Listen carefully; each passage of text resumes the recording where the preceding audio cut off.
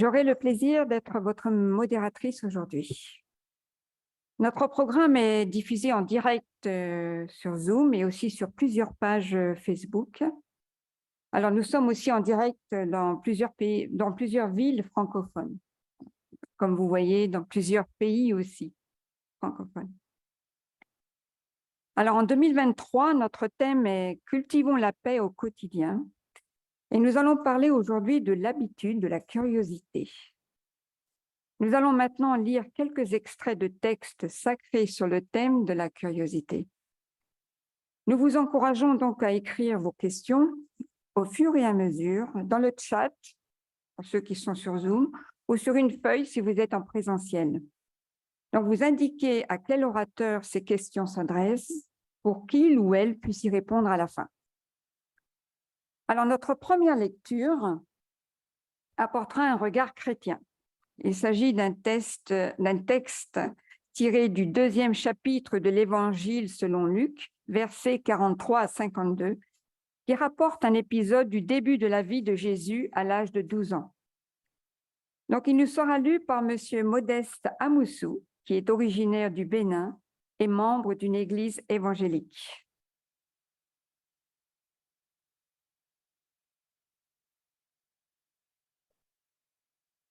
Bonsoir à tous.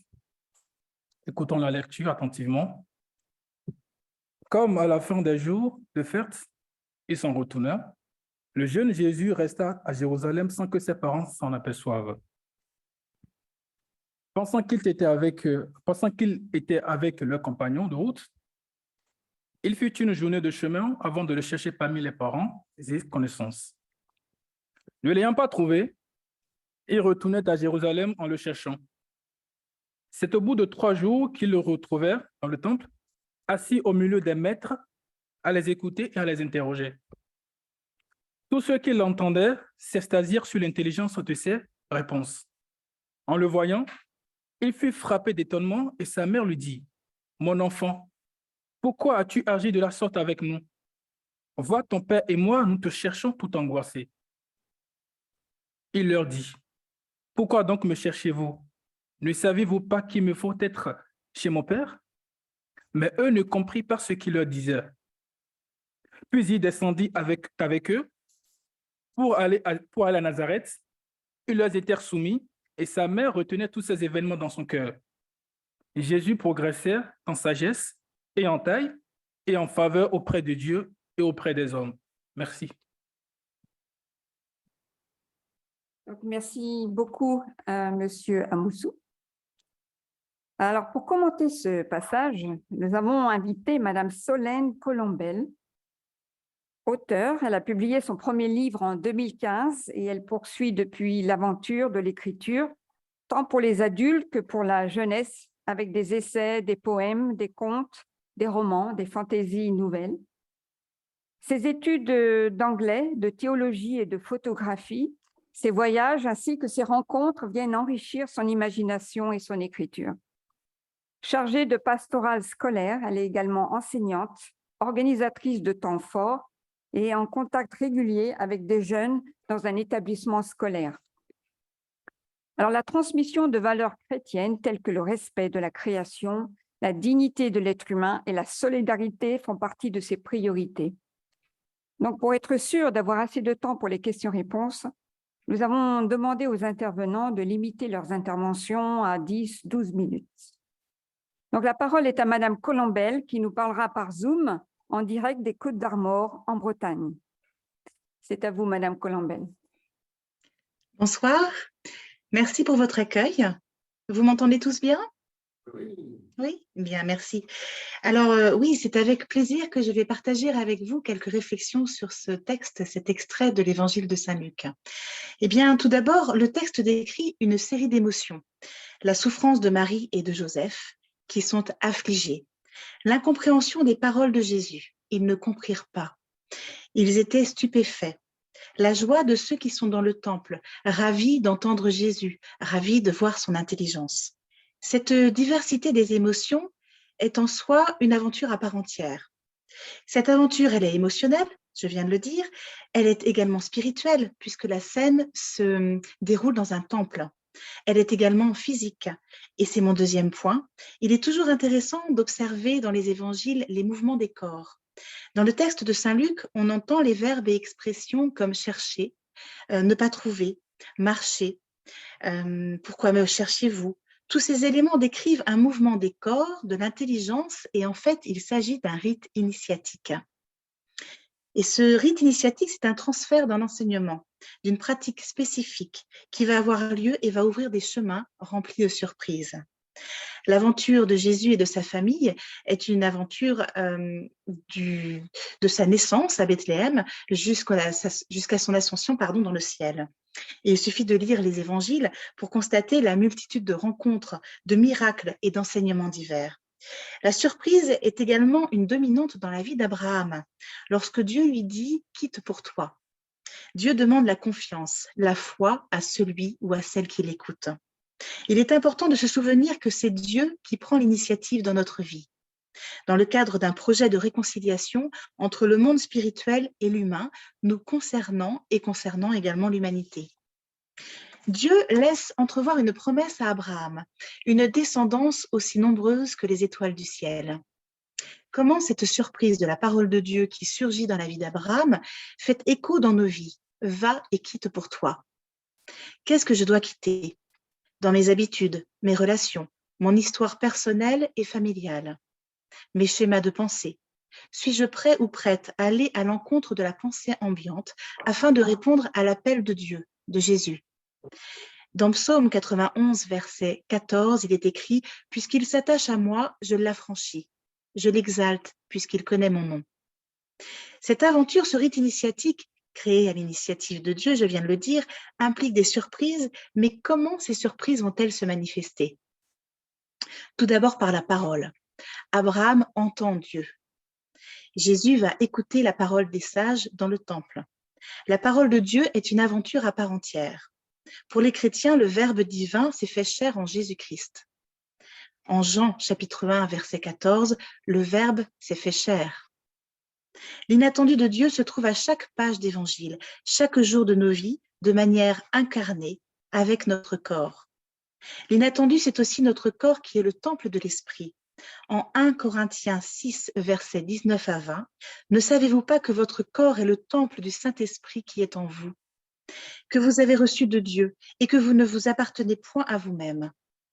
Nous sommes appelés à comprendre que plus notre prière est continuelle, est vivante, plus notre corps et notre esprit servent Dieu.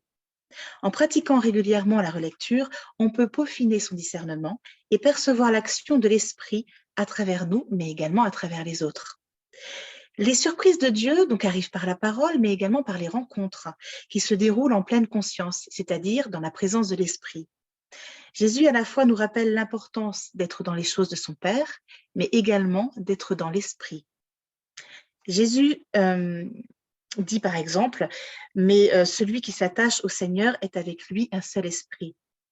Ce qui implique d'être attentif aux signes de Dieu, mais également aux talents des uns et des autres. Dieu offre généreusement ses dons.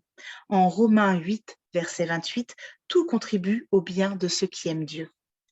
Le lieu de la rencontre est-il alors exclusif? Eh bien, Jésus répond à la femme samaritaine qui lui demande s'il faut prier Dieu sur la montagne ou à Jérusalem. Mais l'heure vient, et elle est déjà venue, où les vrais adorateurs adoreront le Père en esprit et en vérité. Car ce sont là les adorateurs que le Père demande. Dieu est esprit, et il faut que ceux qui l'adorent en esprit et en vérité. Revenons au but de ce rite initiatique qui mène vers les surprises que Dieu prévoit pour nous. Il y a clairement une transition de l'enfance à l'âge adulte. Même s'il est conseillé de garder une âme d'enfant, et Jésus le demande lui-même, bien sûr, notre corps, notre esprit, notre psychisme sont appelés à se développer en passant par des épreuves et parfois des étapes de progression. Nous sommes amenés à entrer en conflit parfois avec les idées contraires à l'évangile. Pour cela, il faut une certaine maturité. Il s'agit d'atteindre une profondeur dans notre relation avec Dieu tout d'abord. Dans le domaine littéraire, un roman qui décrit un passage de l'âge jeune à l'âge adulte est souvent connu sous le terme allemand Bildungsroman, qui signifie un roman de formation, d'éducation ou de culture. Le jeune protagoniste est envoyé dans une sorte de mission. afin de sauver la communauté dans laquelle il a grandi. Et ce faisant, en chemin, il se découvre également. Il s'agit de trouver des réponses aux questions de la vie. Dans Star Wars, par exemple, nous voyons Luke, dans A New Hope, un nouvel espoir, chercher à sortir de la routine de sa ferme et vivre des aventures à travers la galaxie, trouver sa propre identité, se confronter au monde et à l'univers, en l'occurrence ici dans Star Wars. Un travail sur la conscience s'opère. Où est ma place? Où dois-je aller? Si on est d'accord sur le principe de cette invitation de Dieu, il vient agir dans nos vies de manière concrète. Et j'adore cette phrase d'Apocalypse chapitre 3, verset 20. « Voici, je me tiens à la porte et je frappe. Si quelqu'un entend ma voix et ouvre la porte, j'entrerai chez lui, je souperai avec lui et lui avec moi. » La rencontre ne peut se faire que si on est à l'écoute, car le Seigneur se tient à la porte et il frappe. Si on est d'accord pour bouger, ici il s'agit d'aller ouvrir la porte. Et si j'accepte le partage du repas, qu'il soit terrestre ou céleste. Toute notre vie découle ensuite de cette relation de proximité avec Dieu. Les rencontres, la nature, les actions, le quotidien, l'évolution de notre conscience et celle des autres. Parce que notre cheminement personnel impacte clairement notre famille, nos collègues, notre entourage, les étrangers que l'on côtoie et que Dieu vient mettre sur notre route. Notre vie est ensuite remplie d'anecdotes, de rencontres étonnantes, de dialogues incroyables, dans une perspective de libération et d'épanouissement. Et c'est vrai qu'en tant que poète et auteur, j'aime quand les surprises de Dieu sont des émerveillements qui naissent dans notre regard, dans notre cœur et qui prennent leur envol dans l'esprit. Même la vérité qui parfois se rappelle à nous dans la douleur, eh bien, c'est une occasion de croissance si elle est révélée. Concrètement, dans ma vie personnelle, car il est toujours intéressant d'illustrer un propos avec des anecdotes concrètes, je ne compte plus les interventions de Dieu, celles que j'arrive à percevoir dans ma vie et dans celle des autres. Les rencontres que Dieu opère dans ma vie, souvent, elles m'aident à être guidée et également à guider. L'apprentissage se révèle par la parole, par le corps et par l'esprit. Et les jeunes qui m'entourent quotidiennement me réservent bien des surprises. Par exemple, lorsque nous avons créé la chaîne Les Mini Chrétiens, il y avait un jeune qui était loin de toute religion, mais qui aimait faire des montages vidéo et qui est venu et qui a participé à la création de cette chaîne et qui allait voir le jeune qui allait à la messe toutes les semaines pour être le responsable de la chaîne prière. Voilà, ça c'est le genre de surprise que j'aime voir. Une petite sixième qui vient à la fin d'un cours de culture religieuse me dire « Oh, je crois que je suis en train de devenir chrétienne, il faut que j'en parle à mes parents. » Et puis du coup, voilà, il y a ce petit cheminement et au cours suivant, elle vient me dire « Ah, mes parents ont accepté que je devienne chrétienne. » Elle était toute heureuse.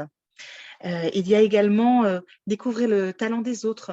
Et j'aime, par exemple, lors de célébrations, on avait une professeure d'art plastique qui avait une voix magnifique. Je lui ai demandé de chanter un Ave Maria lors d'une célébration en l'hommage de Marie, l'Immaculée Conception, le 8 décembre. Et en fait, sa voix a rempli l'église. C'était un moment magnifique. Et les jeunes n'étaient pas au courant, la directrice non plus, le professeur non plus. Donc, j'aime faire ce genre de surprise où cette année, pour la célébration de bénédiction des cartables, c'était une petite jeune qui joue dans le bagad de 5K. Et du coup, il y a le responsable du bagad qui est venu et qui ont joué pendant la célébration. Et là, de la même manière, personne n'était au courant. Donc, vous voyez, si je suis capable, moi, à mon humble niveau, de faire des surprises, imaginez toutes les surprises que Dieu peut nous faire et qui sont là pour réjouir notre cœur et nous amener vers la libération. Et il y a également les jeunes, quatrièmes, qui ont accepté le projet de rénover la chapelle, qui ont pendant plusieurs mois, qui sont allés voir des commerçants, récupérer des lots de tombola et ensuite récupérer plusieurs centaines d'euros pour rénover la chapelle. Alors en conclusion, comme exercice pratique, si vous souhaitez cultiver une saine curiosité, je vous invite à chercher la symbolique du chiffre 12 dans la Bible, étant donné que Jésus, eh bien, il a 12 ans dans ce passage de Saint Luc. Et effectivement, il y a un sens à trouver dans les Écritures. Comme par exemple, là, je vous donne quelques petits indices, les 12 pierres de fondation, le nom des 12 apôtres, les 12 tribus d'Israël, les 12 étoiles qui couronnent la femme, les 12 portes de la Jérusalem céleste, les 12 anges et les 12 fruits de l'arbre de vie. Merci pour votre écoute.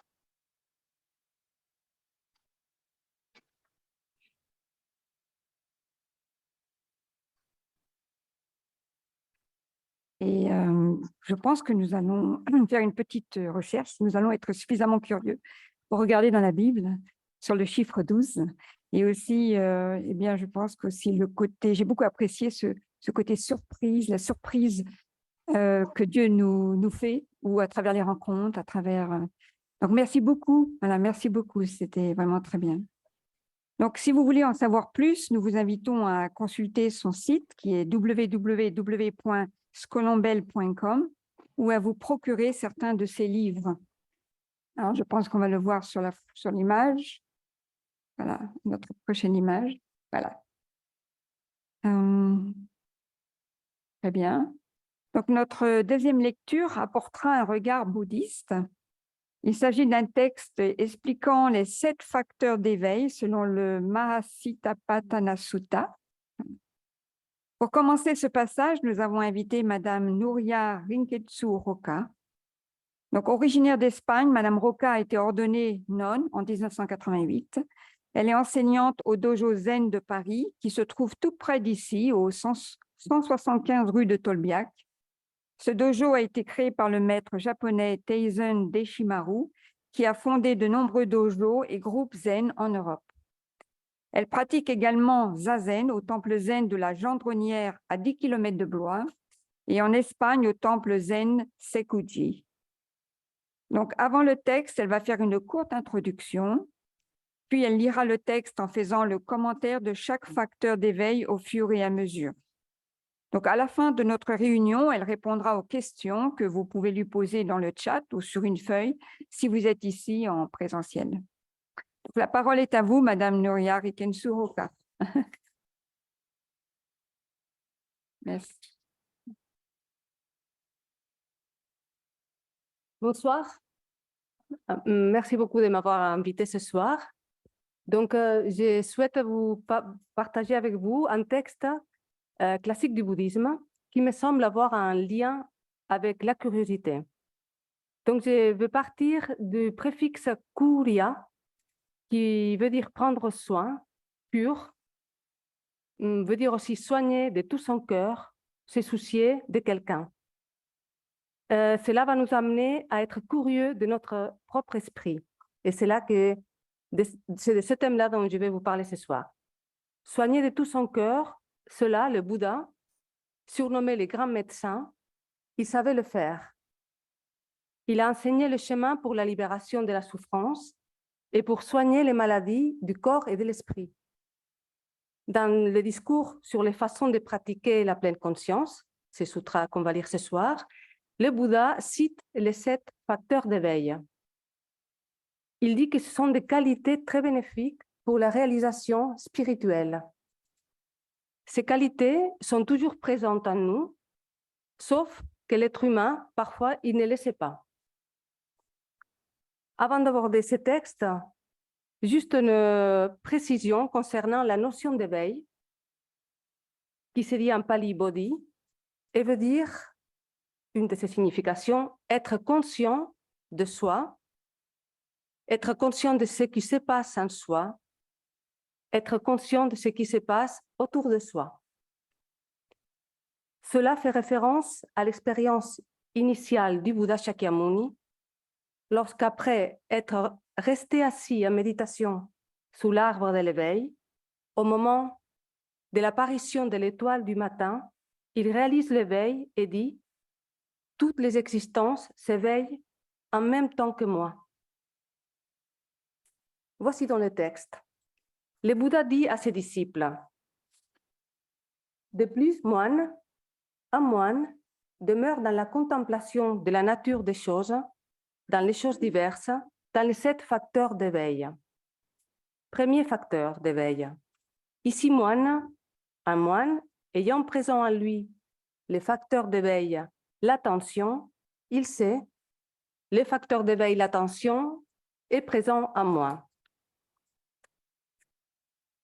À propos de l'attention, il s'agit ici d'une vigilance mesurée, bienveillante, sans jugement.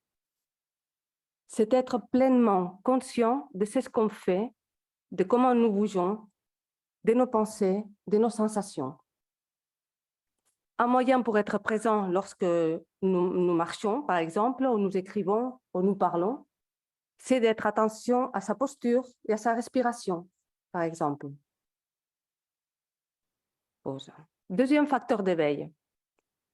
Le Bouddha dit, un moine, ayant présent en lui les facteurs d'éveil de l'investigation de la nature des choses, il sait les facteurs de l'investigation de la nature des choses est présent en moi.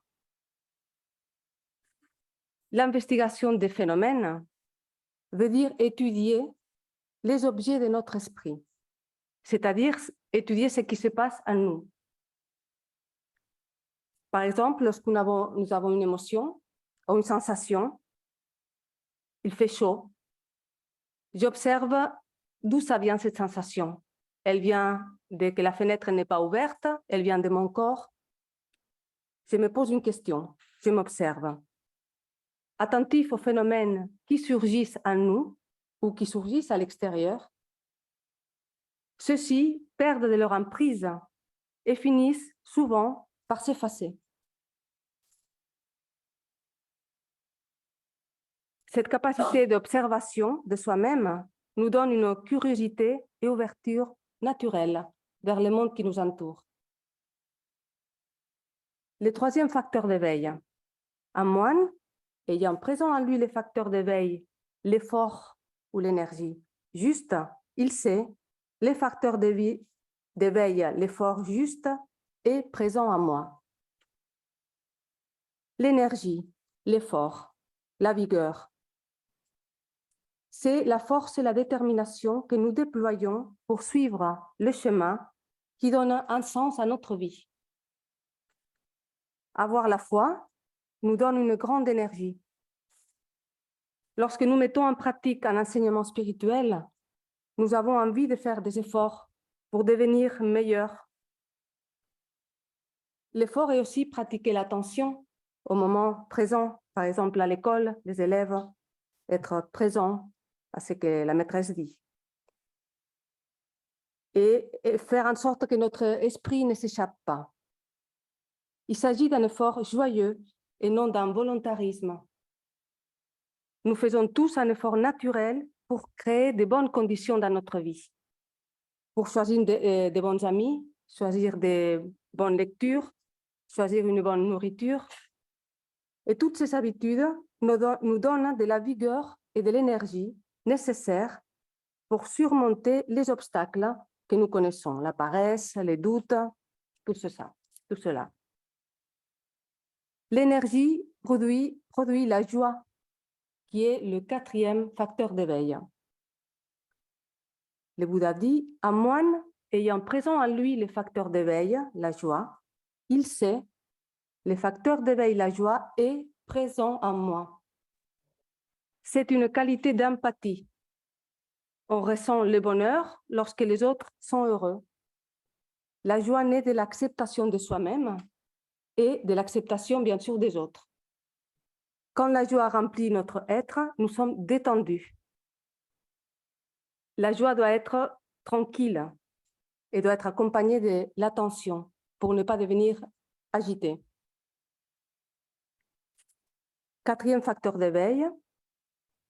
Cinquième, un moine ayant présent en lui les facteurs d'éveil, la sérénité, il sait, les facteurs d'éveil, la sérénité est présent en moi.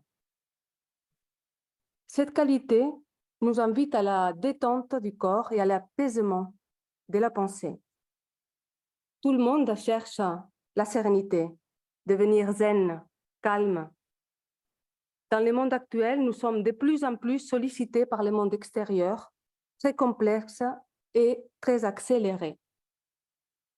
Le stress, l'anxiété s'accroissent.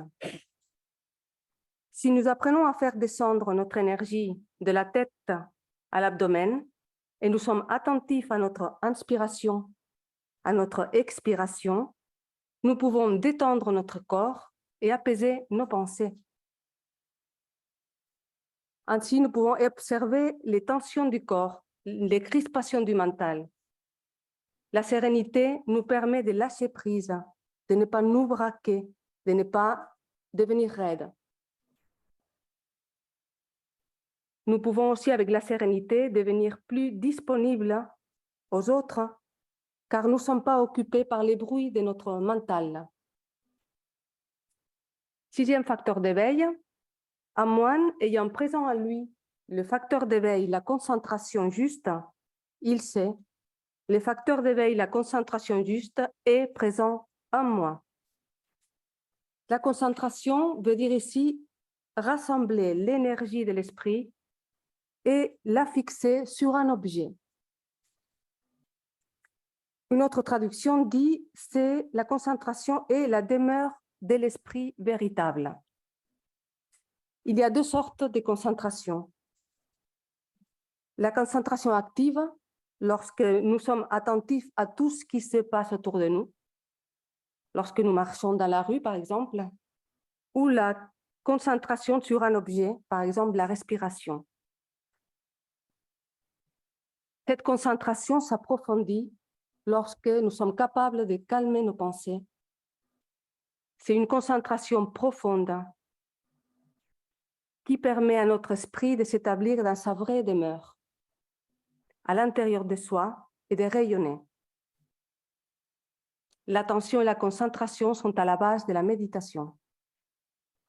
Finalement, le septième facteur d'éveil, un moine ayant présent en lui le facteur d'éveil, l'équanimité, il sait, le facteur d'éveil, l'équanimité est présent en moi. Cette qualité est une disposition de détachement et de sérénité à l'égard de toute sensation ou sollicitation, agréable ou désagréable.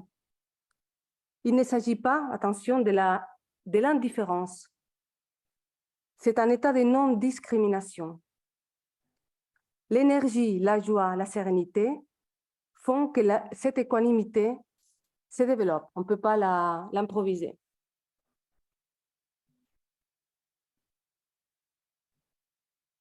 On pourrait dire aussi de l'équanimité que c'est une des qualités du véritable amour. Elle surgit de l'amour. Bien, vous avez sûrement remarqué que dans chacune de ces facteurs d'éveil, il y a une expression qui revient systématiquement, comme un mantra. Il sait, il sait. Il ne s'agit pas de connaître cette qualité intellectuellement, mais de les mettre en pratique dans la vie de tous les jours. Lorsque le Bouddha dit « il sait », il veut dire trois choses. Il reconnaît, il pratique et il réalise à cet instant l'attention, l'investigation, l'énergie, etc. Et pour conclure, quelques mots. Ces 7 facteurs d'éveil nous incitent à rester conscients et attentifs à ce qui se passe en nous, à ce qui se passe autour de nous, à chaque instant de notre vie. Et comme le dit cette prière souvent récitée dans les temples bouddhistes les matins au réveil. En me réveillant ce matin, ensemble avec tous les êtres, puissions-nous percevoir toutes les choses dans les 10 000 directions. Merci de votre attention.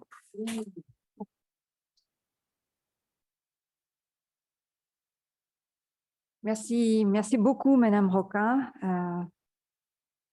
Pour moi, c'est nouveau, en fait, donc j'ai beaucoup apprécié d'écouter les 7 facteurs d'éveil.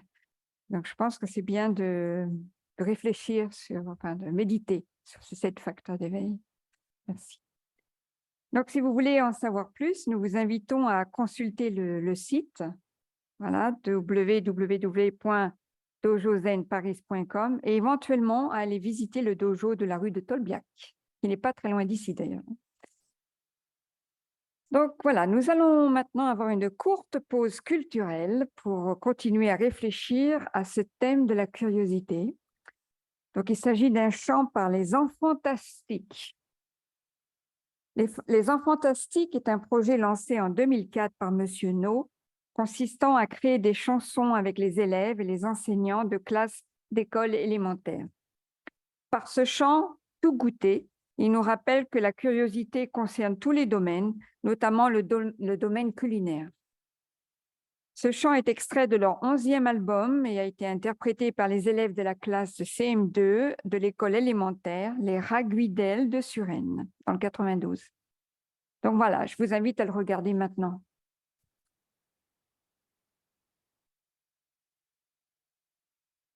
Y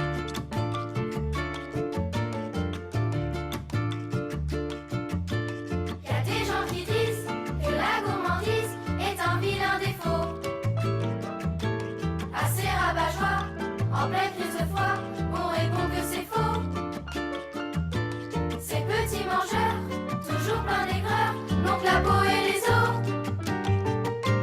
Ça nous est égal, nous on se régale, carpe diem au credo. Il faut tout goûter, le doux et l'épicé, le sucré, le salé, et même l'acidulé. Tout goûter, pour la curiosité, tout goûter, tout goûter, tout goûter, tout goûter, tout goûter, tout goûter.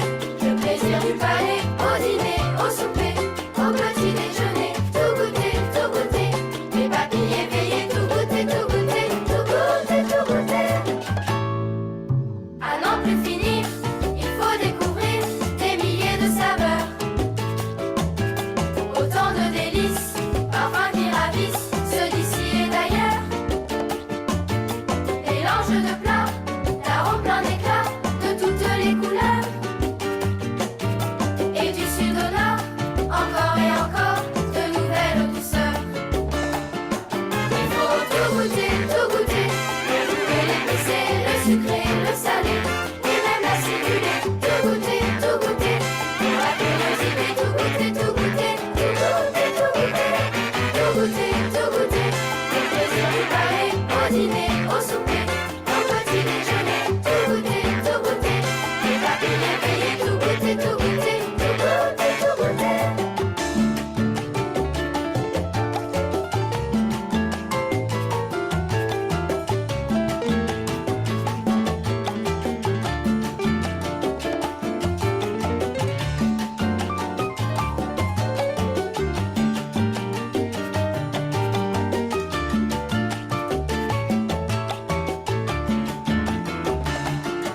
Il faut tout goûter, le doux et l'épicé, le sucré, le salé, et même l'acidulé. Tout goûter, pour la curiosité, tout goûter, tout goûter, tout goûter, tout goûter, tout goûter, tout goûter. Le plaisir du palais, au dîner, au souper, au petit déjeuner. Tout goûter, les papilles éveillées, tout goûter, tout goûter, tout goûter, tout goûter, tout goûter, tout goûter. Le doux et l'épicé, le sucré, le salé, et même l'acidulé. Tout goûter, pour la curiosité, tout goûter, tout goûter, tout goûter, tout goûter, tout goûter, tout goûter. Le plaisir du palais, au dîner, au souper, au petit déjeuner. Tout goûter, les papilles éveillées, tout goûter, tout goûter, tout goûter, tout goûter, tout goûter, tout goûter.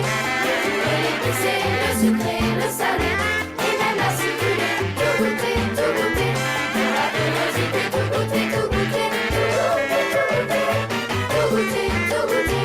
Le plaisir du palais, au dîner, au souper, au petit déjeuner. Tout goûter, les papilles éveillées, tout goûter, tout goûter, tout goûter, tout goûter. Bravo, quelle fraîcheur, n'est-ce pas, d'écouter ces enfants tout goûter. Donc voilà, c'est très bien. Donc notre dernière lecture apportera un regard unificationniste. Il s'agit d'un passage de la présentation du principe divin qui nous sera commenté par Dr Laurent Ladouce. Alors, Dr Ladouce est chargé de recherche pour la Fédération pour la paix universelle et directeur du site www.culture-et-paix.org. Donc voilà, la parole est à vous, Dr Ladouce. Bonsoir. Alors, est-ce que la curiosité peut servir la paix? Je pense, j'espère en tout cas. Alors, d'abord, il faut dire que la curiosité, c'est un empire infini. Il n'y a pas de limite, parce que même la nuit, nous restons curieux, vous voyez. Nos rêves continuent. Et On peut la représenter par un aigle parce que, comme beaucoup d'empires, attendez, ça ne marche pas là? Oui, c'est un aigle à 2 têtes. Il y a un côté prédateur dans la curiosité qui nous joue des tours. La curiosité a un petit côté rapace et fouineur, hein. Et donc, c'est pour ça que dans certaines traditions spirituelles, elle n'a pas bonne réputation. La curiosité est un vilain défaut. Qui a dit ça? Eh bien, c'est dans 1 Jean, car tout ce qui est dans le monde, la convoitise de la chair, la convoitise des yeux et l'orgueil de la richesse vient non pas du Père, mais du monde. Et saint Augustin enfonce la porte dans les confessions et dans la cité de Dieu. Il dit que, alors il revient sur ces 3 convoitises, il appelle ça les 3 libidos. Il dit libido sentiendi, la convoitise de la chair, et il a l'air de bien connaître le sujet. Libido dominandi, le pouvoir, l'orgueil, et il nous met en garde justement contre la curiosité. Libido sciendi, la manie de connaître, de savoir. Voilà, jusqu'à l'indiscrétion, jusqu'à se mêler de ce qui ne nous regarde pas, jusqu'à être curieux de ce qu'il appelle, lui, les bagatelles et frivolités maîtrisables. Ah, l'admirable style de saint Augustin. Voilà, voilà.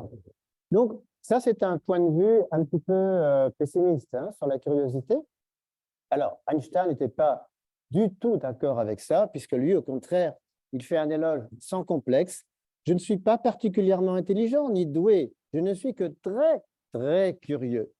L'important est de ne jamais cesser de poser des questions. Ne perdez jamais une sainte curiosité. Donc, l'aigle, c'est aussi un animal noble qui vole très haut et qui a une vision à 340 degrés. Et ça, c'est justement la curiosité, hein, s'élever.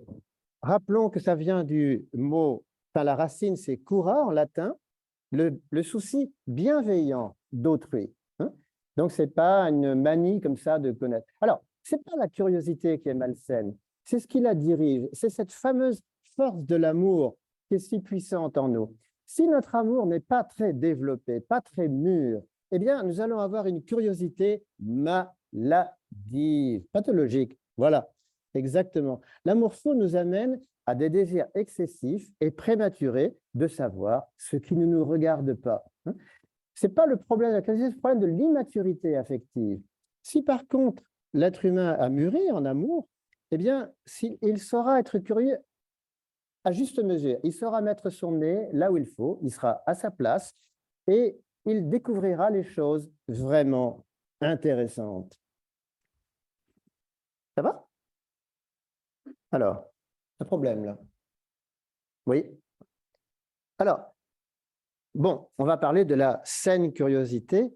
Je vous rappelle qu'en médecine, il y a des cures et la médecine, par définition, elle est curieuse. Elle s'intéresse à toutes les maladies. Et donc, les médecins ont le souci de trouver des cures à tous les maux. Alors, Louis Pasteur, de nouveau, la joie, alors tout à l'heure, Madame Roca en a parlé, la joie de connaître. Non, après tant d'efforts, on croit enfin arriver à la certitude. On éprouve une des plus grandes joies que puisse ressentir l'âme humaine. Et la pensée que l'on contribuera à l'honneur de son pays rend cette joie plus profonde encore. Rappelez-vous que dans le catholicisme, le prêtre s'appelle un curé. Voilà, c'est quelqu'un qui se soucie de la vie des autres. Est-ce qu'on écoute des confessions avec une curiosité malsaine? Pas du tout. Ça, c'est un curé pervers. En fait, un prêtre doit être... Ce n'est pas facile d'écouter la confession de quelqu'un, je ne pense pas. Il faut vraiment avoir une curiosité bienveillante, rentrer dans l'âme des gens, écouter des choses difficiles. Et il y a un art d'écouter. Alors, c'est très important parce que parfois, si vous ne trouvez personne qui vous écoute, la souffrance est très violente. La personne n'est pas en paix avec elle-même, hein. Donc, on se moque parfois des confessionnals. On a tort. C'est un besoin pour la société. Parfois, il y a beaucoup de gens qui voudraient confier ce qu'ils ont sur le cœur. D'ailleurs, même dans le protestantisme, il y a ce qu'on appelle la cure d'âme. Luther était conscient que c'est parfois un besoin. Écoutez cette parole admirable de Timothy Keller. Être aimé sans être connu fait du bien, mais superficiellement. Être connu sans être aimé est notre plus grand effroi. Mais être pleinement connu et vraiment aimé, c'est quasiment comme être aimé de Dieu. C'est ce dont nous avons besoin par-dessus tout. Je vous assure qu'il y a certaines régions du monde où c'est ça qui peut apporter la paix. Voyez, cette écoute bienveillante, c'est ça qui calme les coups de fusil et tout ça. Cette écoute d'autrui, vraiment être attentif, hein, c'est une arme puissante. Alors, il y a deux types de saine curiosité. L'être humain comporte deux dimensions, intérieure et extérieure, ou encore l'esprit et le corps. L'intelligence aussi revêt deux aspects, intérieur et extérieur. Pareillement, il y a deux types d'ignorance, l'ignorance intérieure et l'ignorance extérieure. L'ignorance intérieure ou spirituelle concerne des sujets tels que quelle est l'origine des êtres humains, quel est le but de la vie, qu'y a-t-il après la mort, Dieu et l'au-delà existe-t-il? Tous les enfants se posent des questions et toute la vie, on se pose ces questions. Mais aussi, on a des questions extérieures. L'ignorance extérieure, quant à elle, concerne le monde naturel, y compris le corps humain. C'est la méconnaissance des réponses aux questions telles que quelle est l'origine de l'univers physique? Quelles sont les lois naturelles gouvernant tous les phénomènes?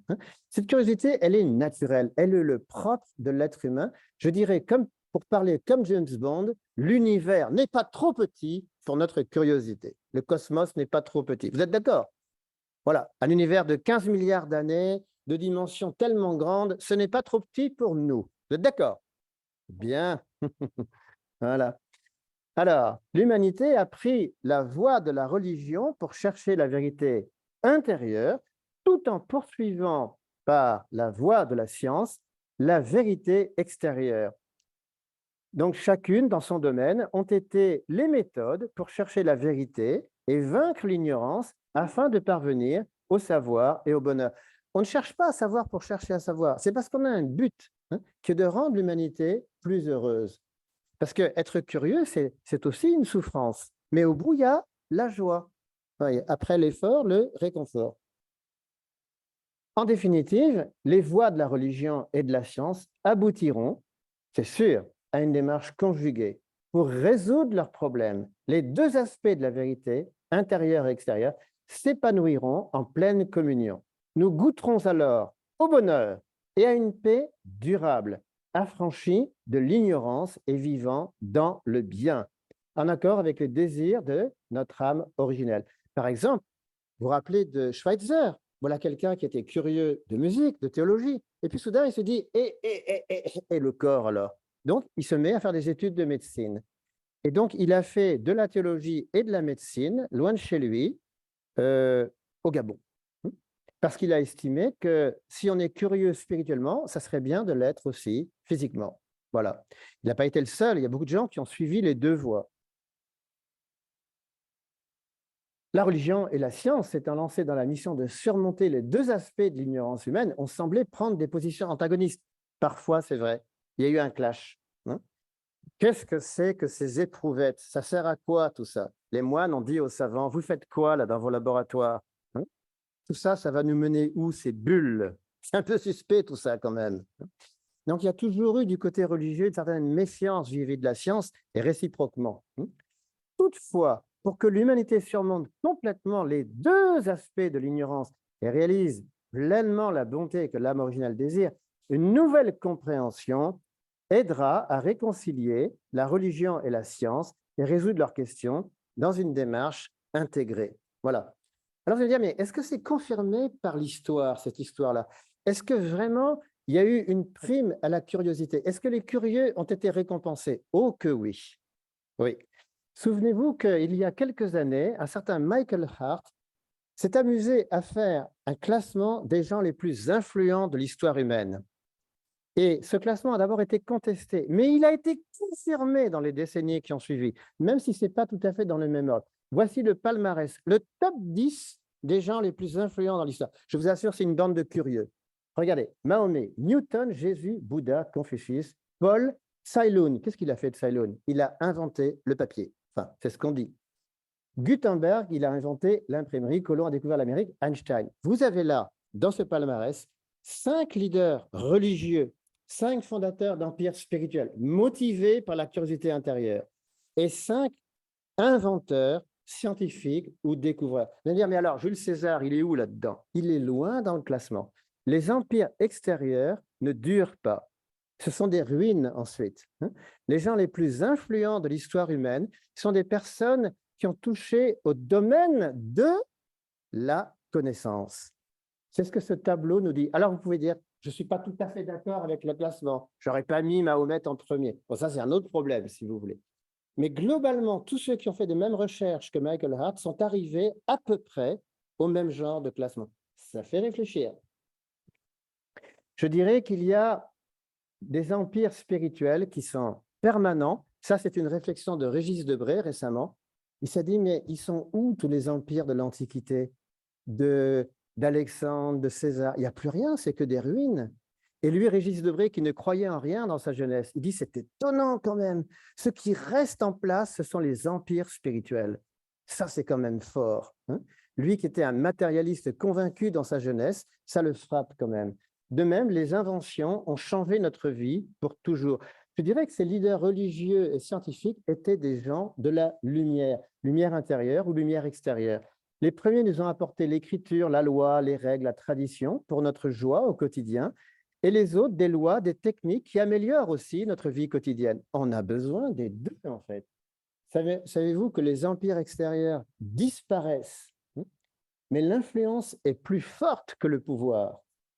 Et l'empire de la parole a plus de force que l'empire du glaive. En fait, les conquêtes militaires ou autres ne durent pas. Les conquêtes de la curiosité durent pour toujours. Soyez curieux. Donc, vous vous rappelez ce qu'on nous a dit du temps de Rabelais, « Science sans conscience n'est que ruine de l'âme ». Il faut absolument unir la personne de conscience qui a le souci du ciel. Nous sommes des êtres de conscience et nous nous posons forcément ces questions. Pourquoi? Dans quel but? Qui? Évidemment, nous nous tournons un jour ou l'autre vers le ciel. C'est plus fort que nous. Croyez-vous qu'un athée, lorsque son avion va s'écraser, il ne va pas prier un petit peu quand même? Allons. Dans les situations limites, on ne sait jamais. Bon. Mais non moins naturellement, la personne de foi se dit qu'elle existe pour l'invisible, le monde de l'au-delà, l'origine. C'est plus fort que nous. Nous nous disons, il y a quelque chose au-dessus de nous. C'est bon. Certains ne croient plus en Dieu pour diverses raisons, mais cette curiosité, elle est naturelle. Non moins naturelle, la curiosité vers le pôle moins, la terre, nous nous baissons et tout nous plaît. Soulever les cailloux pour voir ce qu'il y a dessous, regarder ce qu'il y a dans les arbres, enfin, c'est plus fort que nous, ça nous intéresse. Nous nous posons des questions, quoi, comment, où, quand. Pourquoi? Parce que j'existe pour explorer ce monde où je suis né. C'est plus fort que moi. Les enfants sont curieux de tout, ce sont des fouineurs. Ils posent un tas de questions. Donc, la personne de conscience a le souci d'incarner le vrai, le beau et le bon au dedans pour la joie de Dieu. Et je dirais que la personne de science, elle cherche le vrai, le beau et le bien au dehors, pas seulement pour sa propre joie, mais pour aider son prochain. Elle veut résoudre des problèmes concrets. Comment aller plus vite, plus loin, plus fort, par exemple. Alors, je dirais que le désir et la quête intérieure, la lumière intérieure, la sagesse, le bonheur du sens, c'est tout à fait compatible avec le désir et la quête extérieure, la lumière extérieure et le bonheur des sens. Ah, bon jeu de mots, bravo. Alors, pour conclure, je dirais que la curiosité saine, parce qu'il faut quand même dire que Saint Augustin n'était pas n'importe qui, sa mise en garde est quand même très utile. Donc, la curiosité saine, elle doit d'abord mettre Dieu au centre. Il faut demander à Dieu de nous donner une vraie curiosité. Il faut être aligné avec le point de vue de Dieu, en fait. Et je dirais qu'ensuite, il faut avoir un cœur d'amour vrai. On ne voit bien qu'avec le cœur. Et il faut comprendre l'objet tel qu'il est. Il ne faut pas fantasmer. Le partenaire sujet qui s'intéresse au partenaire objet doit être impartial. C'est-à-dire justement le voir du point de vue de Dieu, comme disait Spinoza. Et donc, il faut avoir un souci du but. Où est-ce qu'on va quand on est curieux? On va vers un but, on va vers un monde de paix. Il ne s'agit pas d'être curieux pour être curieux, il faut aller quelque part. Donc, je répète cette conclusion. La curiosité vient du ciel et y ramène. Unir la curiosité horizontale à un souci de verticalité, voir mieux avec un cœur qui mûrit en sagesse, avoir cure de chaque aspect des faits, rester impartial et enfin mettre la curiosité au service d'un but clair. Et je pense personnellement que la paix est un but clair. Je vous remercie pour votre attention. Wow. Voilà. Merci, docteur Ladouce, pour ce merveilleux exposé, en fait, hein. Et très bien. Pardon. Donc, pour en savoir plus aussi, donc nous vous encourageons à visiter son site et aussi de participer, par exemple, à la conférence qui va donner jeudi prochain sur l'ontologie à 19h. Donc là, je vous y invite tous et tous ceux qui sont par Zoom, venez écouter docteur Laurent Ladouce. Donc, nous vous encourageons aussi de continuer à écrire au fur et à mesure dans le chat, donc vos questions, hein, et à quel orateur elles s'adressent, ça c'est important. Alors, nous allons maintenant commencer la partie la plus interactive de notre programme, qui est celle des questions-réponses. Voilà. Donc, je vais demander à Monsieur Yves Massé, qui est bénévole du Cercle interreligieux Dialogue et Alliance, d'animer cette session. Bonsoir. Alors, Alors, je vais partager mon écran. Mais il faudrait qu'on me permette de le faire, là. Merci, merci beaucoup. Alors, rapidement, c'est là. Voilà. Donc, hop là, on a une première question de Jean-Claude à Paris pour Madame Colombel. Merci de votre belle intervention. La curiosité est donc bien chez Jésus le moteur de son cheminement spirituel. La bonne sainte curiosité, n'est-ce pas? Alors, attendez, j'ai du mal à voir la suite. Oui, voilà. C'est cette bonne sainte curiosité que nous devrions cultiver. Voilà, la parole est à vous, Madame Colombel. Merci beaucoup, merci pour cette question. Alors, il est difficile de parler au nom de Jésus et de ses réflexions, quelles étaient ses propres réflexions, bien évidemment. Sûr. Mais ce que l'on voit dans l'extrait d'évangile qui a été lu tout à l'heure, dans l'évangile de Saint Luc, c'est que sa famille, donc ses proches, vraiment ses proches, ses parents ont été très surpris. Donc, je pense qu'il... Sa curiosité se mettait principalement dans la volonté de son père. Voilà, ça, je pense que là, je ne me trompe pas en disant cela.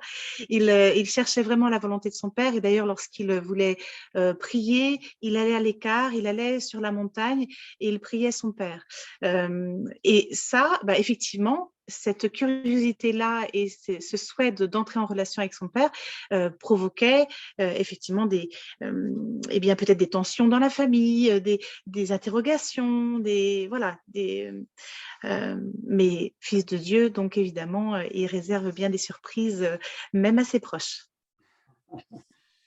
Merci beaucoup, Madame Colombel, merci beaucoup pour cette belle réponse aussi à une question difficile, en effet. Pierre Maréchal à Lille pour Madame Roca. Où peut-on apprendre à développer ces 7 facteurs d'éveil dont vous avez parlé?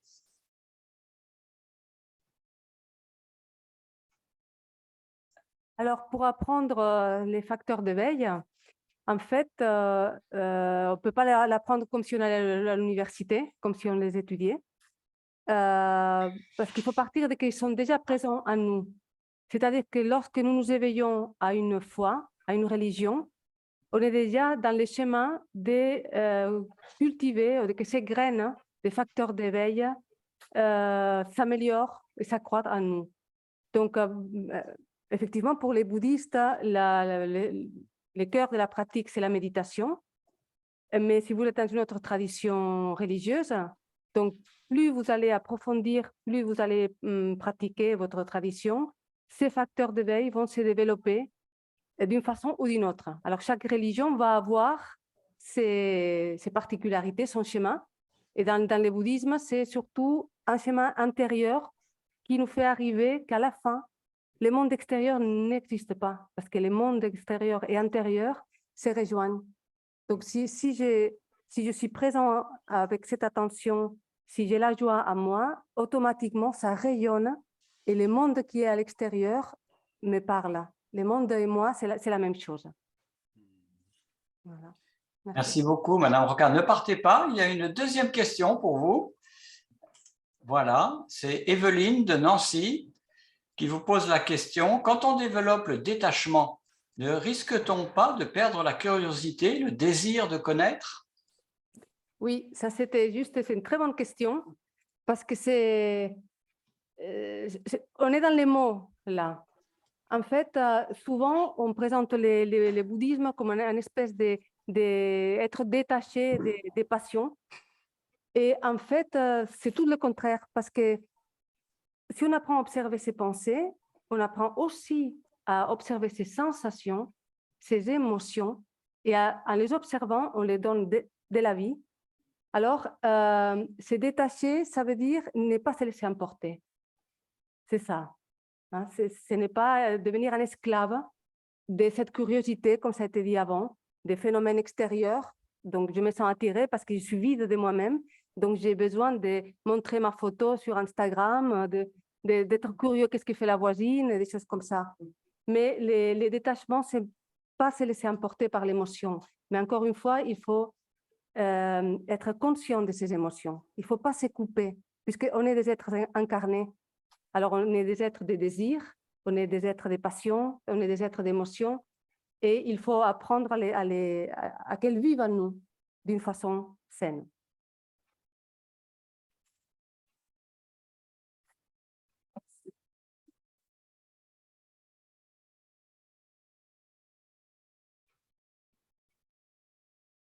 Alors, attendez, je dois réactiver le son, pardon. Qu'est-ce qui nous... Alors, pour Monsieur Ladouce, de Paris, de Kremlin-Bicêtre, Félicia. Yves, juste un moment. Il y a une personne dans la salle qui voudrait poser une question. Ah ben très bien, je retiens. Docteur alors. Laurent Ok. Ladouce, hein, c'est ça?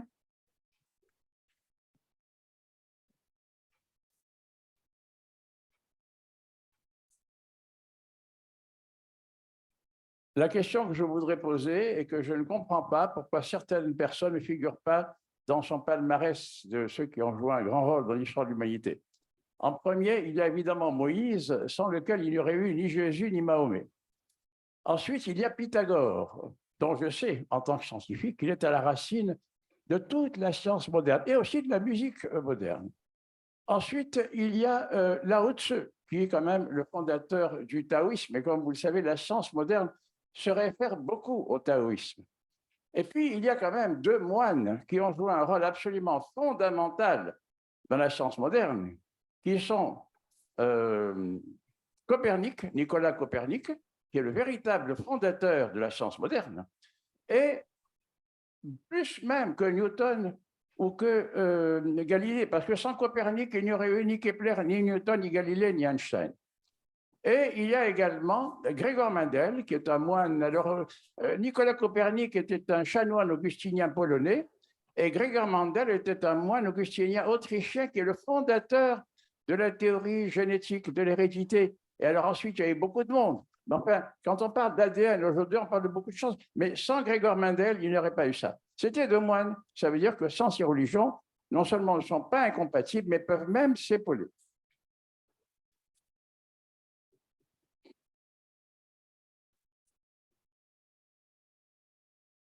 Oui, c'est une remarque juste. J'ai bien pris soin de dire que ce classement n'est pas, c'est pas absolu, mais je dirais que vous confirmez presque l'idée, enfin l'esprit, pas la lettre, mais au fond, vous appuyez le fait que vous parlez d'autres fondateurs de spiritualité, Moïse, Lao Tzu, et d'autres inventeurs. Oui.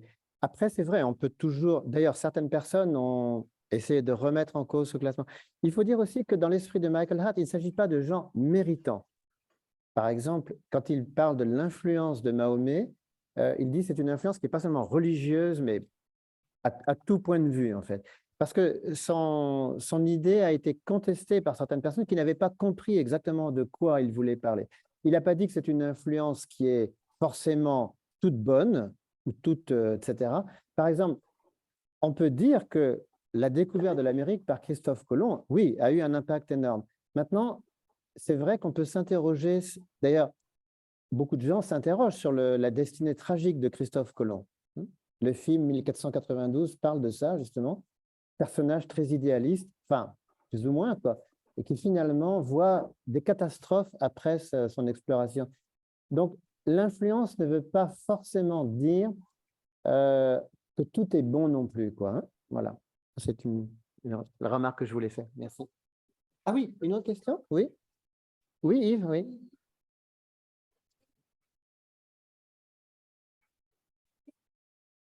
Ah oui, qu'est-ce qui nous retient parfois d'être curieux des autres et de situations inconnues? Alors, je pense que on a parlé de la joie. Il me semble que toute grande joie est précédée d'une angoisse qui est en principe saine. Alors, tout créateur, artiste ou savant, sent une fébrilité en créant. Et un savant sait qu'il va découvrir quelque chose. À un moment donné, cette fébrilité peut se gripper.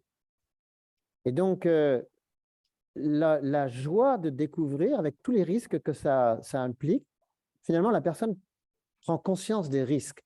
De même, vous voulez aller vers quelqu'un qui vous attire. Vous êtes prêt de frapper à la porte, de dire ah, déjà, je goûte au bonheur de voir, je veux tellement le voir. Et au dernier moment, vous renoncez penaud et vous n'allez pas vers la personne que vous auriez aimé voir. Ça nous arrive tous. Hein? On pense qu'on va vraiment avoir un très bon échange avec quelqu'un, on le souhaite, et puis aller savoir pourquoi, au dernier moment, on ne va pas voir cette personne. Moi, ça m'est arrivé. Ou alors, vous avez rencontré la bonne personne, vous êtes en face d'elle, et vous n'arrivez pas à l'écouter ce qu'elle vous dit. Vous êtes tellement stressé que, au lieu de recevoir ce qu'elle voulait vous donner, vous lui posez un tas de questions futiles et vous avez manqué c'est ce qui peut arriver, quoi. Oui. C'est vraiment pour ça que nous devons prier sans cesse, je crois, parce que il ne suffit pas d'avoir des rencontres intéressantes avec des gens ou des situations. Il faut, au dernier moment, il peut y avoir un test et vous pouvez tout perdre. Vous avez tellement cherché, mais au tout dernier moment, à la dernière minute, il y a un truc qui peut clocher, quoi. Voilà. Merci.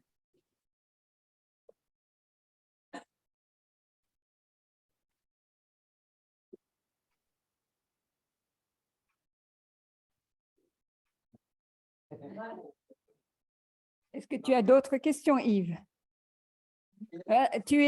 Faut que tu ouvres ton micro. Ton micro. Voilà, oui, oui, mais je ne pouvais pas. On m'avait muté. Voilà, je suis content d'avoir retrouvé la parole. C'était ma dernière question en ligne, mais il y a aussi une intervenante, là je vois, Agnès Curcio, qui remercie Laurent Ladouce pour son intervention et qui dit « Il me semble aussi que la saine curiosité nécessite une écoute intérieure bienveillante pour aboutir à une nouvelle compréhension du monde qui nous entoure en vue de la construction d'une paix durable. » Peut-être y a-t-il un écho parmi les intervenants sur cette remarque très juste.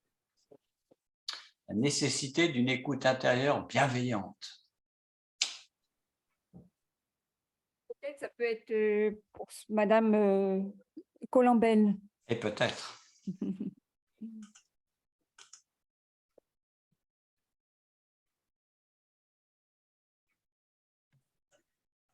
Alors, il faudrait... Voilà. Là, c'est bon. Vous m'entendez?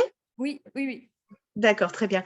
La bienveillance, c'est vraiment quelque chose qui me parle beaucoup personnellement parce que je suis entourée de jeunes depuis une vingtaine d'années, voire plus. Et la bienveillance, c'est quelque chose qui est très précieux dans les rapports humains en général et d'autant plus lorsque on a la responsabilité de jeunes. Parce que dans bienveillance, il y a à la fois le mot bien et il y a veiller. Hein, veiller aussi, donc faire confiance tout en essayant d'orienter. Et d'où l'importance d'avoir des valeurs qui sont solides. Et la foi nous apporte également cette confiance et que l'on peut transmettre. Et la foi, d'ailleurs, c'est quelque chose que Dieu nous demande beaucoup dans la Bible, on le voit. Hein, Jésus demande la foi. Voilà, si nous avons une foi aussi grande qu'une graine de moutarde, on peut déplacer des montagnes. Je pense que, et c'est pareil à Abraham, il demande la foi et la confiance. Donc, cette question de la confiance et de la bienveillance est très importante. Et puis, comme je dis souvent aux jeunes, on sera forcément déçus par nous-mêmes et par les autres parce que nous sommes des simples êtres humains. Et c'est vrai que quand on remet sa confiance absolue dans un créateur qui nous transcende, on sait qu'on ne va pas être déçu et que on peut se donner à 100%. Voilà, ce qui nous aide après à cultiver cette bienveillance de manière plus ajustée, plus équilibrée.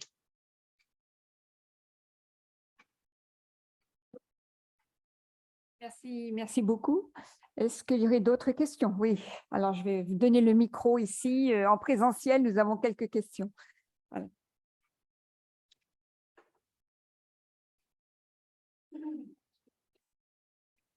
J'ai une question à Madame Colombel. Vous avez aiguisé notre intérêt en parlant du chiffre 12. Est-ce que vous pourriez nous donner votre propre une explication, si c'est possible, de la signification du chiffre 12? Merci.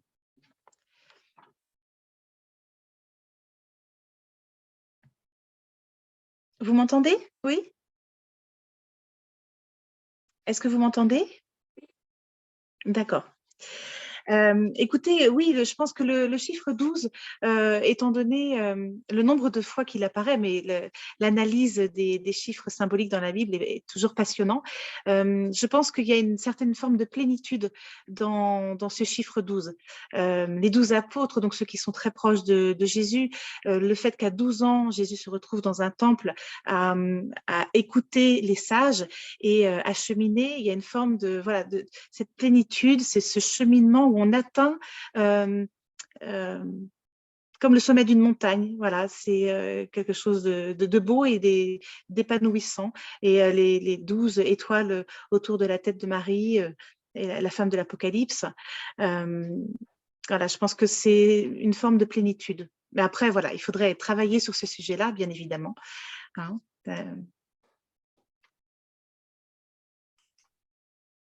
Une autre question? À qui?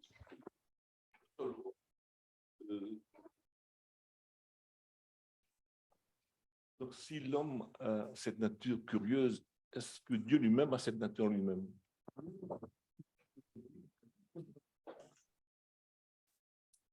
Alors, on m'a demandé de répondre à la question suivante. Est-ce que Dieu est curieux? Figurez-vous que moi, si ça n'avait tenu qu'à moi, j'aurais aimé parler de ça aujourd'hui, mais c'est un sujet très complexe. Oui. Alors, personnellement, je suis persuadé que la curiosité vient de Dieu, que le Créateur, il a beau être absolu, eh bien, il s'étonne. Et alors, ce n'est pas fréquent dans la Bible de le voir, mais par exemple, quand on dit « Dieu vit que cela était bon », ben, c'est curieux, Dieu, il a l'air un peu surpris de voir sa création. Il crée des choses et il voit que cela est bon. Il dit, ben, c'est la moindre des choses, c'est toi qui l'as créé. Mais en fait, Dieu n'est pas blasé, ça c'est clair. Mais alors, il y a autre chose. Dans Jérémie 4, Yahvé apprend qu'il s'est passé des choses abominables dont il n'était pas au courant. Ben ça fait réfléchir. Ça, justement, beaucoup de théologiens ont buté sur ce passage. Ça veut dire quoi, ça, exactement? Et Jérémie, justement, affirme ça, et ça a laissé perplexe beaucoup de théologiens. Mais justement, dans tout l'Ancien Testament, il y a des passages très curieux, où, par exemple, on en parlait avec Jean Mariani l'autre jour, Dieu décide de détruire Sodome et Gomorrhe, et puis Abraham dit, attends une minute là-haut, de quoi parle-t-on là? Tu vas détruire tous les gens de cette ville, hein? Et on s'aperçoit que Dieu est tout à fait ouvert au dialogue avec l'être humain. Dieu est curieux de savoir ce que nous pensons. Il veut écouter le point de vue de l'être humain, il consulte. Et donc, ce n'est pas étonnant si dans le judaïsme, il y a une telle place pour le dialogue. Vous ne verrez jamais deux rabbins être d'accord entre eux. C'est comme une forme de politesse. Parce que dès l'instant où vous dites à quelqu'un « je suis d'accord avec toi », ça veut dire bah, « écoute, bon, ça ne m'intéresse plus tellement le sujet ». Finalement, je pense que cette curiosité vient de Dieu lui-même. Il veut nous pousser à aller au-delà de nos dogmes. Si Dieu n'était pas curieux, je ne vois pas pourquoi il aurait créé. Il avait déjà tout en lui, dans ce cas-là. Il a pris un risque. Alors, en disant ça, je me rends compte que je vais soulever un tas de questions je pense que M. Boulinet ne va pas me laisser parler trop longtemps de ce sujet très, très, très sensible. Merci.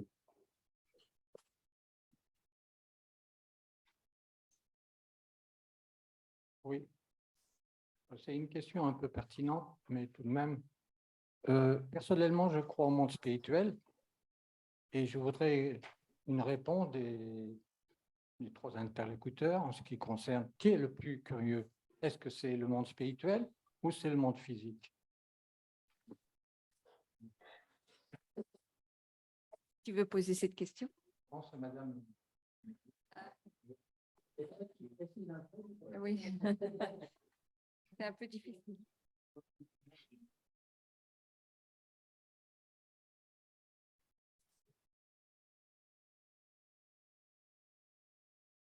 La question est qui est le plus curieux, le monde physique ou le monde spirituel? C'est ça?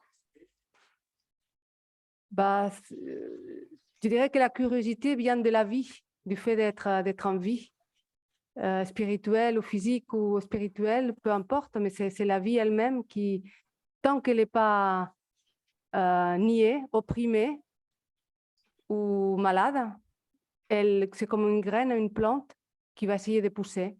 Et donc, c'est ça la curiosité. Après, avec le poids des événements extérieurs, avec le poids de tous les obstacles, cette curiosité, elle peut se voir freinée, mais en elle-même, puisque vous disiez, Dieu nous a créés, nous sommes des êtres incarnés, donc nous sommes des êtres, on est là pour pousser, on est là curieux, jusqu'au dernier souffle, jusqu'à ce que nous ne serons plus en vie. Voilà. Je voudrais savoir, Jean-François, combien de temps nous avons encore pour les questions-réponses? 5 minutes, OK. Nous avons encore une personne ici en présentiel qui voudrait poser une question. À qui tu veux la poser? Roca. Voilà, c'est une petite question. Alors, j'aimerais être éclairé sur les mots joie. Parce que dans votre intervention, vous avez dit, et je cite, la joie est présente en soi, en moi. Voilà. Si je comprends, et tout à l'heure, vous avez parlé de la graine ADN, donc la joie est en chacun de nous. Alors, ma question, je vais mettre une hypothèse. Alors, si j'ai dit que la joie est innée, est-ce vrai ou pas? Sinon, la joie pouvait être un art auquel que chacun de nous doit cultiver. Hein, ou on peut dire aussi que la joie pourrait être un but à atteindre auquel le Créateur a destiné pour chaque être humain. Suis-je dans la bonne direction ou non? Quant à ça, merci. Alors, je vais répondre d'un point de vue bouddhiste. C'est qu'on peut voir les choses du point de vue relatif ou bien absolu. Par exemple, la joie, du point de vue absolu, c'est on ne peut pas parler d'une émotion, mais c'est un état inné, un état de Bouddha, un état qu'on ne peut pas attendre, mais qu'il est là, avant nous, avant notre existence, qu'il existait déjà. Du point de vue relatif, c'est quelque chose qui nous concerne dans notre vie incarnée. C'est quelque chose qui, plus je vais avancer dans mon cheminement spirituel, plus ça va être présent dans ma vie. Donc, je peux cultiver. Et encore, il y a une petite distinction. Il y a 2 sortes de joie, à ma connaissance aussi. Il y a une joie qui s'appelle Priti et l'autre Mudita, voilà. Donc, une concerne plus la joie qui vient de l'amour, Mudita, plus liée à la compassion, au cœur. Et l'autre, c'est Priti, c'est plus lié à la sensation, quand on fait quelque chose de bien. C'est plus proche de la sensation. Et l'autre, c'est plus proche de l'esprit. Voilà. Bien, merci. Juste, je voulais simplement demander à Yves, est-ce que tu as d'autres questions en Zoom? Non, Il en a beaucoup maintenant. mais j'en ai une là tout J'en de avais suite. encore une en présentiel, mais je vais quand même faire la place aussi en Zoom. Merci, merci, parce qu'il y a beaucoup d'impatients ici en ligne. D'accord. Et je Ok, voudrais... donc on va laisser par Zoom. Une ou deux questions peut-être? Oui? Ah, ok, Vas-y. je peux y aller? Oui, vas-y. Alors, j'ai une question de Port-au-Prince, d'Haïti, de Édric Louissin, qui demande quelles sont les attitudes que l'on devrait adopter pour ne pas tuer la curiosité des autres, particulièrement chez les apprenants ou les enfants? Belle question, qui vient de loin, de Port-au-Prince. Madame Oui, oui, je veux bien effectivement répondre à cette question. C'est vrai que déjà, il y a le fait d'apprivoiser le jeune ou l'adulte, hein, bien évidemment, ça marche de la même manière, mais de connaître l'univers de la personne avec qui l'on est. Parce que, en général, je ne parle pas étant catholique et chrétienne, de Jésus ou de Dieu tout de suite. En fait, je vais déjà chercher à connaître la personne et d'être sur un même terrain. Voilà, même terrain. Par exemple, une personne a une passion, une personne, telle activité la met en joie. Donc, rejoindre cette personne sur ce terrain-là. Et après, il y a un climat de confiance qui s'installe et déjà, donc, humainement, essayer d'avoir une belle connexion humaine. Donc ça, pour moi, c'est important. Et puis après, je sens que si jamais il y a une recherche, une curiosité par rapport à Dieu, là, ils savent que j'y vais. Donc, mais en général, il y a toujours ce terrain commun qui est important. Et puis aussi, comme je le disais, l'Esprit Saint est un merveilleux collaborateur. Et donc, parfois, il va... je le perçois d'une certaine manière, inciter à agir et à donner une parole à un moment donné aussi, qui va servir à la personne, parce que c'est le don de la parole, en fait. Le don de la parole passe par toute personne, qu'elle soit croyante ou non croyante, d'ailleurs, je l'ai constaté. J'avais fait la rencontre d'une dame qui était coiffeuse et qui n'était pas forcément croyante, mais qui avait ce don de la parole, je le percevais chez elle, parce que, en fait, elle allait voir tellement de gens à domicile que, elle donnait des conseils à certaines personnes et elle était bien influencée, cette dame. On pouvait le ressentir de cette manière-là. Donc, éveiller la curiosité des gens, oui, je pense que c'est vraiment cette idée d'avoir une belle relation déjà humaine et on ne peut pas donner une parole de Dieu si on n'a pas d'abord compris qu'il y avait quelque chose de... je vais prendre un exemple très précis là. J'ai parfois des demandes de baptême et j'ai une jeune qui vivait des choses très difficiles au collège et donc là, c'était pas du tout le moment de parler de cela avec elle. Il fallait déjà essayer d'être présente pour l'aider à traverser sa souffrance, voilà, en tant humainement, qu'elle sente que j'étais là et que nous étions là à plusieurs. Et puis, il se trouve que maintenant, elle est dans un lycée et la dame qui s'occupe de la pastorale est une sœur et elle a demandé le baptême à cette sœur. Donc, il lui a fallu plusieurs années pour cheminer.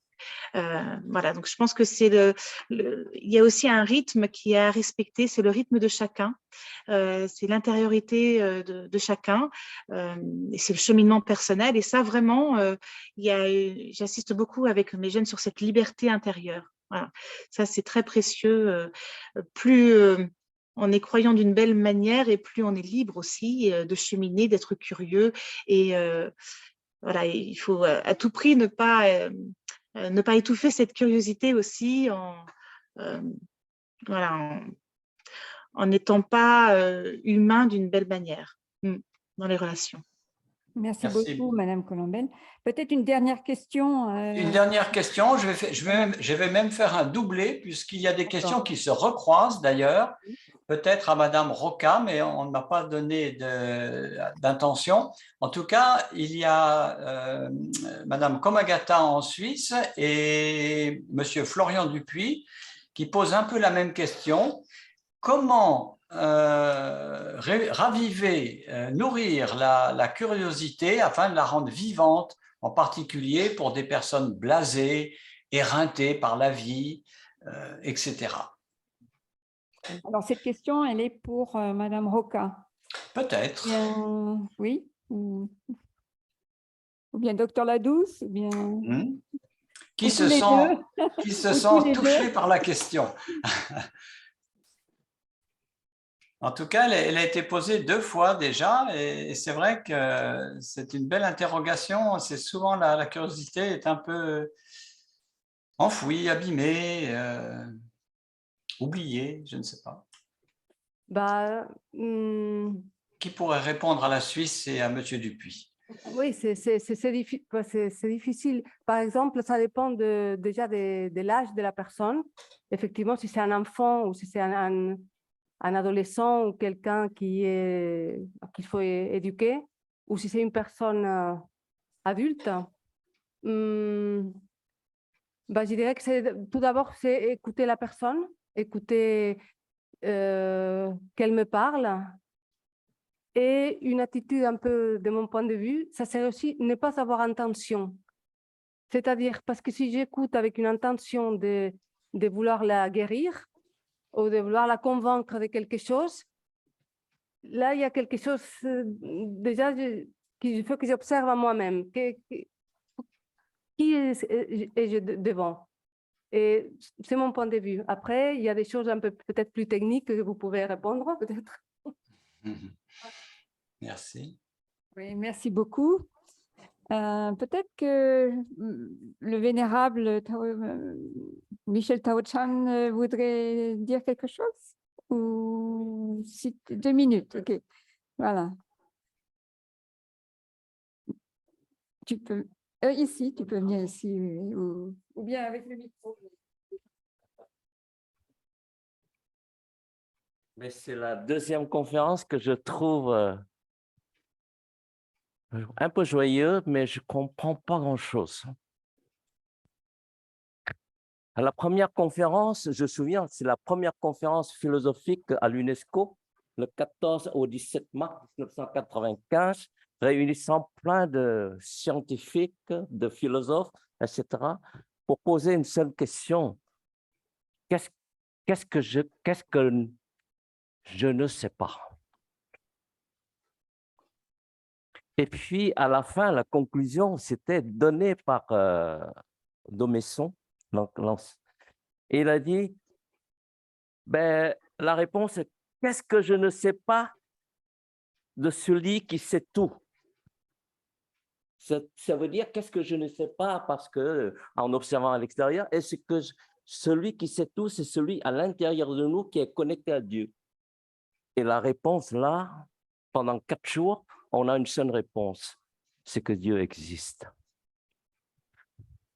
Et dans cette conférence, je crois que plus je vous entends parler, plus je m'éloigne du sentier curiosité, divin et science.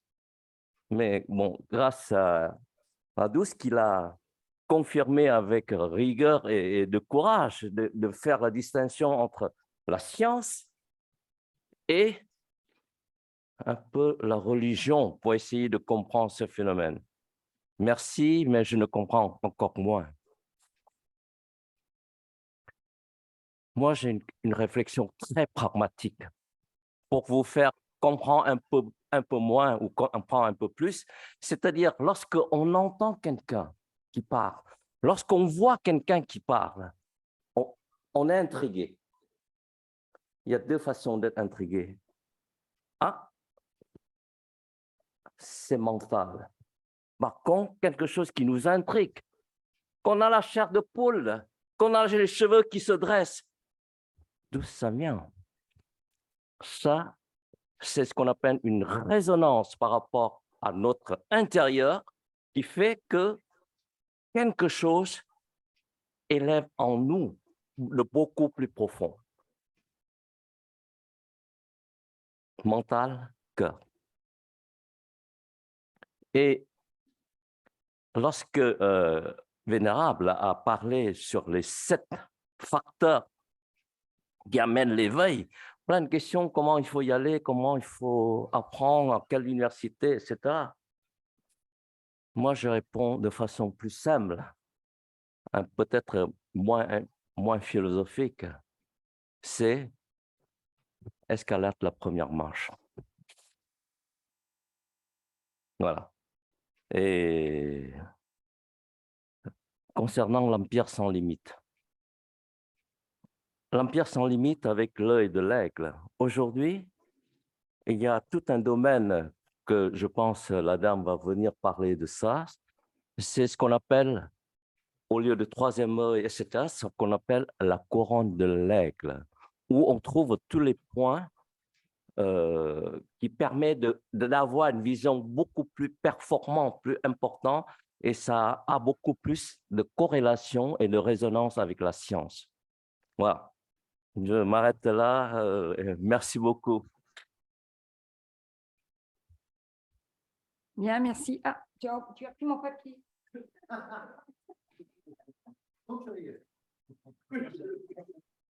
Pardon. Donc, merci beaucoup. Mais donc, enfin, il y a beaucoup de questions, mais on ne peut pas répondre à toutes les questions maintenant. Le temps passe. Donc, je vais inviter M. Jean-François Moulinet, coordinateur justement de notre forum Dialogue et Alliance, à partager quelques mots pour clôturer notre rencontre. Merci beaucoup à tous et à toutes. Ça peut passer les diapositives? Attends, voilà. Voilà. Peut-être tu peux me sortir aussi. Je sais que je suis très beau, mais quand même.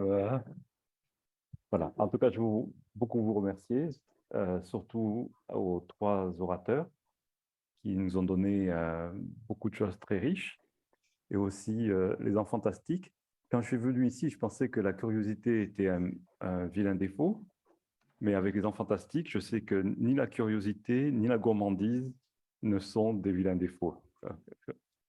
Et puis ensuite, tous ceux qui ont aidé pratiquement à notre réunion, et aussi nos principaux partenaires, OURI et la Fédération pour la paix. Donc, la dernière fois, vous vous souvenez, on a fait le thème de la dernière fois. Vous savez qu'on étudie 12 attitudes pour cultiver la paix.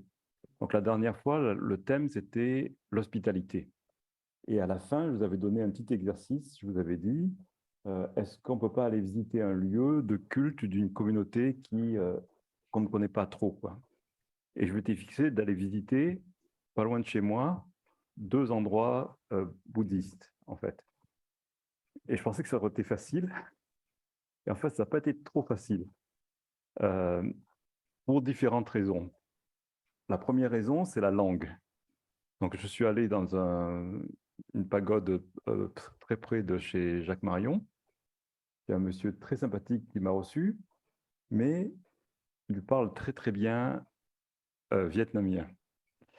Et moi, j'ai besoin encore de prendre quelques cours de vietnamien pour pouvoir parler avec lui. Donc, il m'a dit juste, attends un peu. Bon, j'ai attendu un petit peu. Et puis, bon, j'ai compris que... parce que je leur ai envoyé des courriers, je leur ai envoyé des emails, j'ai téléphoné, pas de réponse. Alors, hier, quand même, je me suis dit, qu'est-ce que je vais raconter ce soir, quoi. Et finalement, quand même, il y a une autre pagode pas loin de chez nous. Donc, j'y suis allé et là, j'ai pu être un peu plus reçu et je sais que je vais y retourner. Et ça, c'est bon.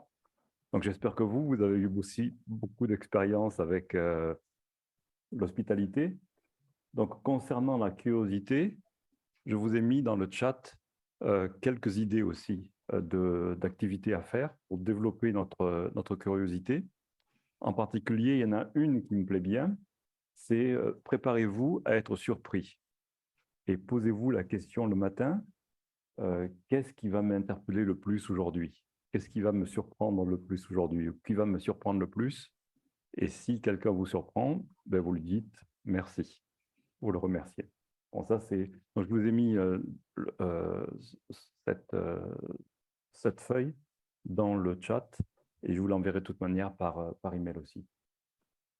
Alors, je veux faire la publicité aussi pour nos amis suisses. J'ai vu que nos amis suisses étaient là.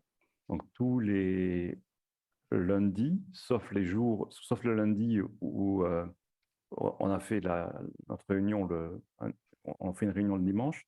Mais tous les autres lundis, ils étudient le texte sacré du monde ensemble. Et ils font ça par Zoom aussi. Vous pouvez joindre, c'est très bien. Et je pense qu'aussi en province, je suis très stimulé par la province, en particulier dans le Nord. Ils font des réunions aussi basées sur ces textes-là, un peu comme nous ici. Ça me stimule beaucoup. Alors, au niveau des religions, on peut penser beaucoup à nos amis chrétiens, catholiques, qui sont en plein carême actuellement. Et si vous aimez fêter le Nouvel An, cette semaine, vous avez plusieurs Nouvel An. Vous avez le Nouvel An Baha'i, qui est mardi.